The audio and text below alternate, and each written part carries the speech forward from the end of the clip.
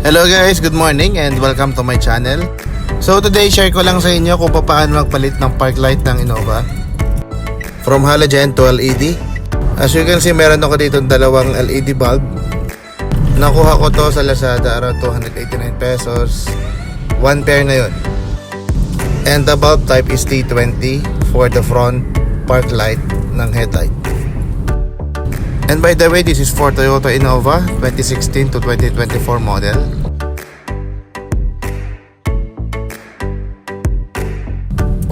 Yung ganitong mga year model lang din yung may mga 2.8 engine displacement.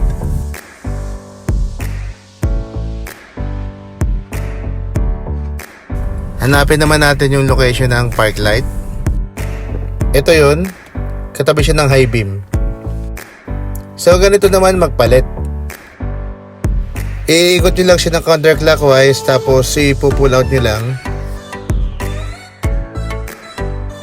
Ito na yung park light nya. Ano yan? Nadudulas pa. Ganun lang, hihilahin nyo lang itong bulb. So ganito yung stock nya, halogen type.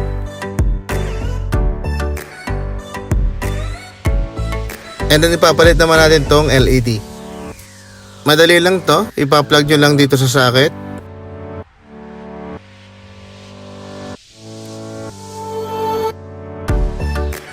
Then check natin kung hindi defective yung bulb.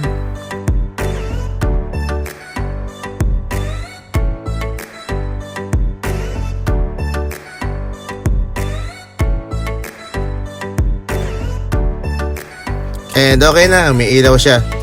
Mas maliwanag siya compared doon sa stock. Ganon lang din ang gagawin sa opposite side. So tingnan naman natin kung anong itsura niya kapag parehong nakakabit na.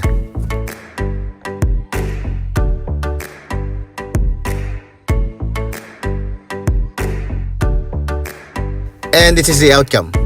For sure, maliwanag na to sa gabi. Kahit tinted ka pa, kita mo yung daan. So lahat sila LED na. From the right, which is the low beam, yung gitna high beam, tapos yung left yung park light. And also LED rin yung fog light. Pakita ko naman sa inyo yung kabila.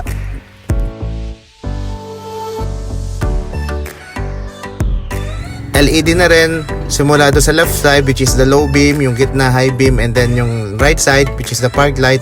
And the fog light, syempre LED na rin yan. Mukha lang madilaw pero LED yan, promise. And that's all for today's video, guys. Thank you so much for watching. Follow me on Facebook and in TikTok.